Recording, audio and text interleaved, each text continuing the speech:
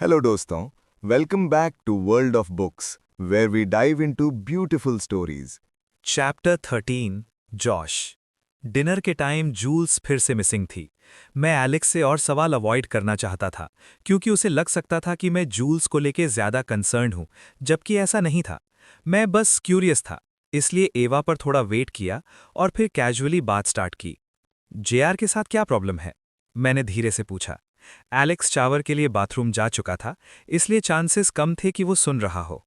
एवा ने lip bite की और बोली, अगर उसे रात के बीच कुछ सीरियस हो गया तो मुझे पहले से पता होना चाहिए। फिर थोड़ा फनी टोन में बोली, डॉक्टर हो तुम इसलिए बता रही हूं। आज पेन काफी ज्यादा हो गया है, पर वो खुद हेल्प मांगने वाली नहीं है। मेरी छोटी सी टेंशन अब फुल वरी बन चुकी थी। एग्जैक्ट प्रॉब्लम क्या है? एवा थोड़ी हेजिटेंट थी, फिर बोली, उसके पीरियड्स काफी पेनफुल होते हैं, नॉर्मल क्रैम्प्स से भी ज्यादा। अक्सर एक दिन में ठीक हो जाता है, पर आज नहीं। मतलब अनबेरेबल? एंडोमेट्रियोसिस, ये थॉट मेरे दिमाग में इंस्टेंटली आया। एवा ने हेड शेक किया। मुझे नहीं लगता और मैं उसके बिहाफ पे बात भी नहीं करना चाहती। मैंने समझा और टॉपिक ड्रॉप कर दिया। पीरियड्स को लेके सोसाइटी में अभी भी काफ़ी ऑकवर्डनेस है। चाहे लड़के हों या लड़कियां, लोग खुल के बात नहीं करते। मेडिकल बैकग्राउंड होने के बाद भी मैं तब तक कुछ नहीं बोलता जब तक सामने वाला कंफर्टेबल ना हो। उसे आज छेड़ना बंद कर दो, ठीक है? एवा ने थोड़ा स्ट्रिक्ट लुक दिया। मैंने स्माइल की। मैं कोई मॉन्स्टर नहीं हूं। रात को मैं जूल्स के रूम के बाहर रुक गया और डोर नॉक किया। कोई रिस्पॉन्स नहीं। थोड़ी देर बाद जब डोर खुला, लैंप ऑन था। जूल्स बेड पर साइड में कर्ल्ड अप थी, पिलो को टाइटली पकड़े हुए। अभी भी जाग रही हो? मैंने सॉफ्टली पूछा। बस थोड़ा स्टमक पेन, उसने धीरे से कहा। मैं पास गया और नोटिस किया कि उसकी सांस शैलो थी और वो पेन हाइड करने की कोशिश कर रही थी।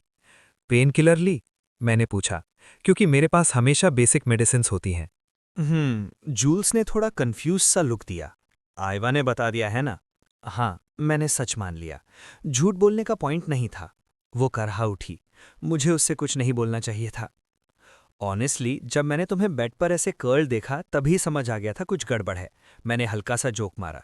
उसे ज्यादा कंफर्ट नहीं मिला, पर कम से कम उसे रिप्लाई करने का मौका मिल गया। जब उसने रिएक्ट नहीं किया, मेरी स्माइल धीरे धीरे फेड हो गई।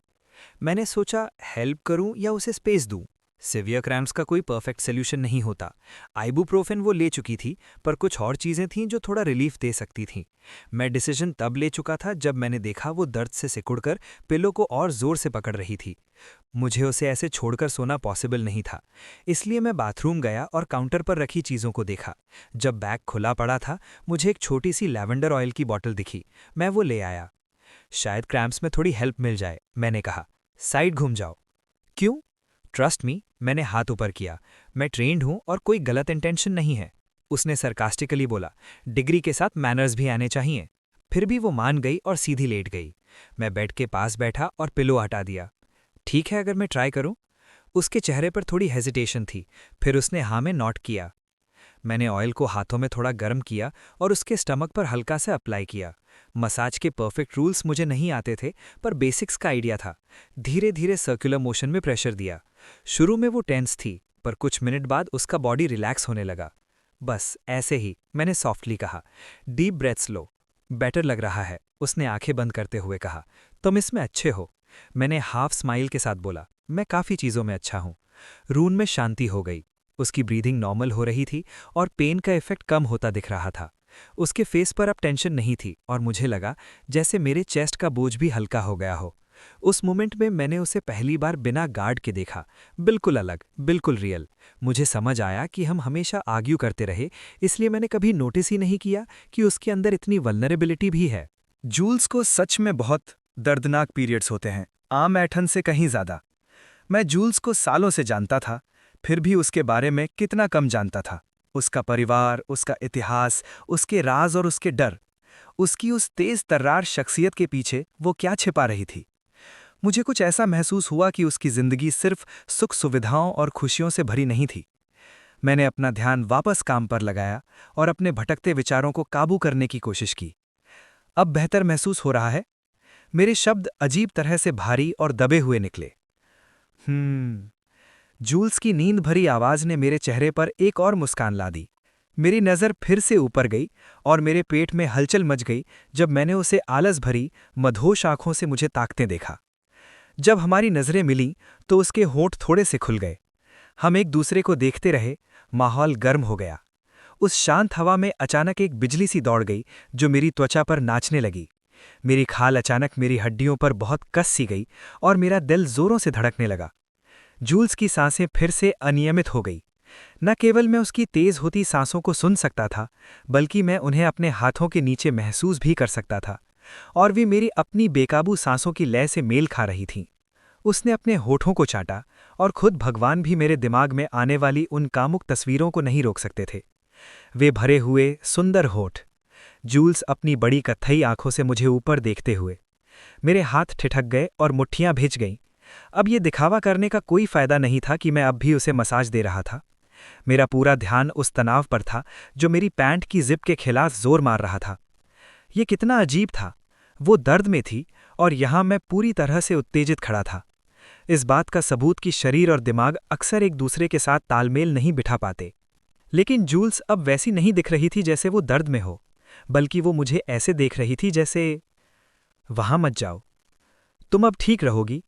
दोबारा बोलने से पहले मैंने अपने गले की खराश साफ की। मैं एक गर्म तौलिया ले आऊंगा ताकि तुम रात भर उसका इस्तेमाल कर सको। इससे पहले कि वो कुछ कह पाती, मैं खड़ा हुआ और बाथरूम की ओर चल दिया। मैंने अपना शरीर इस तरह घुमाया ताकि वो मेरी पैंट में उभरे हुए उस बेवक्त के तनाव को न देख सके। जब तक मैं तौलिया लेकर वापस आया, जूल्स गहरी नींद में सो चुकी थी। मुझे राहत और निराशा दोनों एक साथ महसूस हुईं।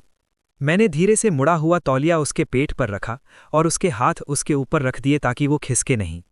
मैंने रजाई खींची, लैंप बंद किया और एक बार फिर बाथरूम में चला गया, जहां मैंने अपनी मांसपेशियों के तनाव को शांत करने के लिए ठंडा पानी का शावर तेज कर दिया। मैंने अपना चेहरा रगड़ा, पिछले 14 घंटों की घटनाओं को समझने की कोशिश की। उस सुबह जूल्स और मैंने हमेशा की तरह एक दूसरे का अपमान किया था, लेकिन दिन बीतने के साथ मैंने उसे खुशी खुशी स्कीइंग सिखाई थी, उसकी सेहत की चिंता की थी और उसे एक अरोमा थेरेपी मसाज दी थी। और तो और, मैं अब भी पूरी तरह से उत्तेजित था। आखिर मुझे क्या हो रहा है? नीचे जाकर अपनी इच्छा पूरी करने के बजाय मैंने अपना शावर खत्म किया और पजामे पहन लिए।